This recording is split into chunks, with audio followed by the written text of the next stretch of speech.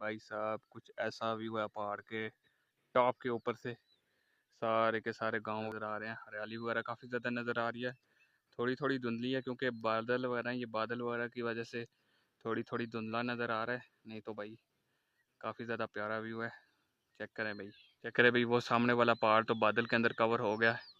तो भाई साहब चेक करें, ये पहाड़ के ऊपर से व्यू है भाई, सारा का सारा बारिश के बाद सारा का सारा गांव काफ़ी ज़्यादा प्यारा नज़र आ रहा है। सारे खेत यहाँ से नज़र आ रहे हैं और सारी आबादी नज़र आ रही है। लेकिन चेक करें भाई, हरियाली ही हरियाली हो गई है बारिश के बाद। कर सकते हैं भाई, इस वक्त मैं पहाड़ के बिल्कुल जो है दरमियान में, और ये जो है पूरा का पूरा प्लेन एरिया है।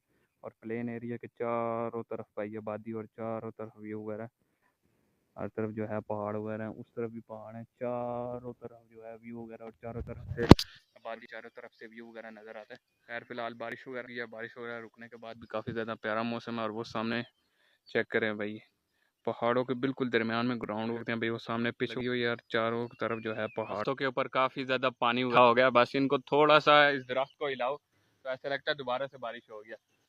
चेक करें भाई, थोड़ा सा हिलाने पे ऐसा लगता है भाई दोबारा से बारिश होने शुरू हो गई, क्योंकि इनके ऊपर काफ़ी ज़्यादा पानी वगैरह इकट्ठा हो गया बारिश का। अभी चेक करना भाई, मैं थोड़ा सा इस दरख्त को हिलाऊंगा और ये पूरा का पूरे दरख्त के ऊपर से इतना ज़्यादा पानी वगैरह गिरेगा। चेक करना भाई,